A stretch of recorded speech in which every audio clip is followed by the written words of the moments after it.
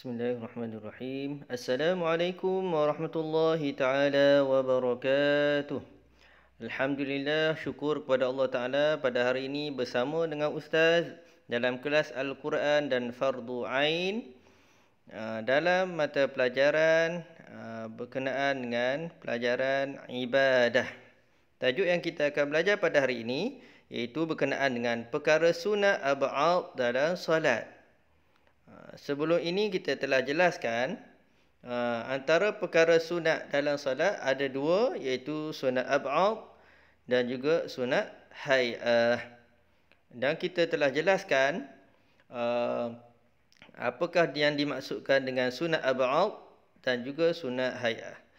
Hari ini kita cuba bincangkan salah satu daripada sunat dalam solat, iaitu perkara sunat dalam solat yang kita akan bincangkan pada hari ini bersama dengan murid-murid, iaitu berkenaan dengan sunat ab'ad.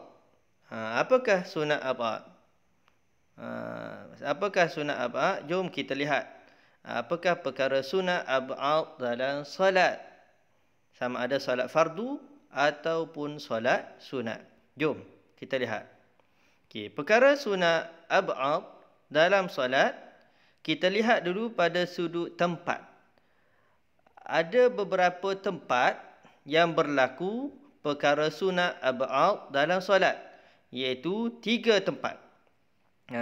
Tempat yang pertama iaitu pada perbuatan tahiyat awal, yang kedua ketika kunut, yang ketiga ketika tahiyat akhir.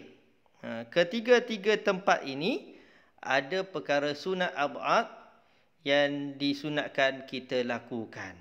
Ingat tak, sebelum ini kita belajar sunat ab'ad ini kalau kita tinggalkan, maka disunatkan seseorang itu bila meninggalkan perkara sunat ab'ad dalam solat, dia disunatkan sujud sahwi sebelum memberi salam. Inilah tempat yang berlaku perkara sunat ab'ad dalam solat. Okey, jom kita lihat satu-satu. Iaitu pertama, perkara sunat ab'ad pada tempat tahiyah awal. Tahiyah awal ataupun dipanggil tasyahud awal. Itu semasa rakaat yang kedua. Rakaat yang kedua bagi solat 4 rakaat ataupun 3 rakaat. Okey, jom kita lihat satu-satu apakah perkara sunat ab'ad. Iaitu yang pertama, duduk tahiyat awal. Duduk tahiyat awal itu adalah sunat ab'ad. Cara duduk tahiyat awal iaitu kita duduk secara iftirash. Duduk iftirash. Kalau ingat balik, duduk iftirash yang kita pelajari sebelum ini dalam kelas kita berkenaan dengan solat, berkenaan dengan rukun solat apa semua, maka duduk tahiyat awal kita duduk dengan cara duduk iftirash. Maknanya semasa tahiyat awal ataupun tasyahud awal kita disunatkan duduk, dan duduk itu termasuk dalam perkara sunat ab'ad. Yang kedua, semasa tahiyat awal juga antara perkara sunat ab'ad semasa tahiyat awal iaitu kita membaca tahiyat awal. Baca tahiyat awal iaitu bacaan tahiyat at-tahiyyatul mubarakatus salawatut tayyibatu lillah. Itu yang kita baca semasa tahiyat. Semasa tahiyat. Bacaan tahiyat itu adalah sunat ab'ad ketika tahiyat awal. Yang ketiga iaitu selawat ke atas Nabi dalam tahiyat awal. Selepas kita selesai membaca tahiyat awal, kita sunat juga membaca selawat ke atas Nabi. Allahumma salli ala Muhammad ataupun Allahumma salli ala Sayyidina Muhammad. Itu selawat ke atas Nabi termasuk dalam perkara sunat ab'ad yang kita baca ketika tahiyat awal. Ketika tahiyat awal. Okey, itu 3 perkara sunat ab'ad ketika tahiyat awal. Seterusnya kita lihat pada sunat ab'ad pada ketika kunut. ketika kunut. Dan kunut berlaku pada sembahyang subuh. Pada sembahyang subuh. Jom kita lihat. Ada beberapa perkara sunat ab'ad ketika kunut.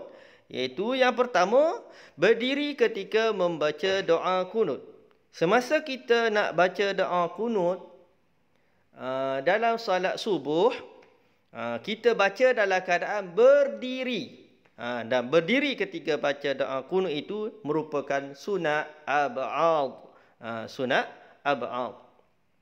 Yang kedua, membaca doa kunut dalam solat subuh. Yang kedua, bacaan doa tersebut. Doa kunut tersebut, Allahumma hadina fi man hadait.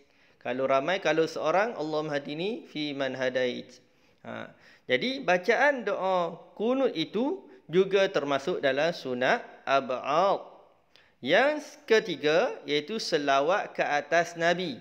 Selepas selesai kita baca doa kunut, maka kita disunatkan baca selawat ke atas Nabi, Allahumma salli ala Muhammad.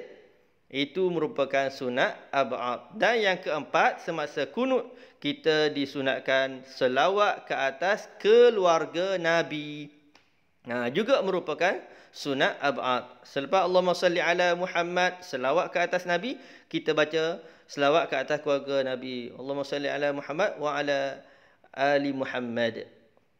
Itu doa ataupun selawat ke atas keluarga Nabi semasa kita membaca doa kunut. Itu merupakan sunat ab'ad. 4 perkara yang sunat ab'ad ketika kunut.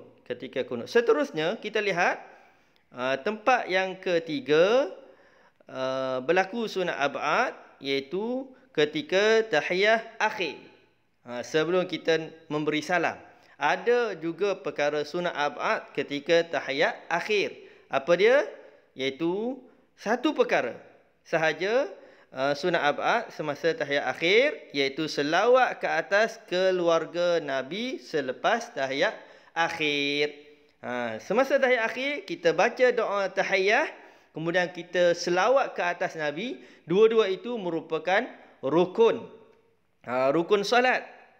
Semasa tahiyat akhir, bacaan tahiyat akhir dan juga selawat ke atas Nabi SAW semasa tahiyat akhir itu merupakan rukun solat. Selepas itu, kita selawat ke atas keluarga Nabi. Selepas Allahumma salli ala Muhammad wa ala ali Muhammad, itu selawat ke atas keluarga Nabi, merupakan perkara sunat ab'ad.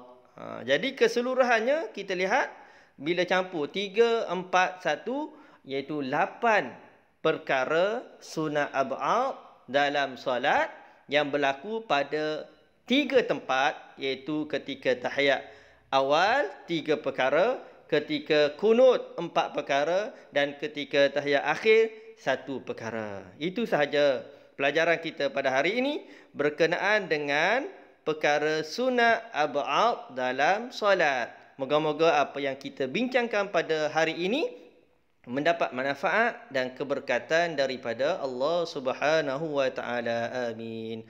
Assalamualaikum warahmatullahi taala wabarakatuh.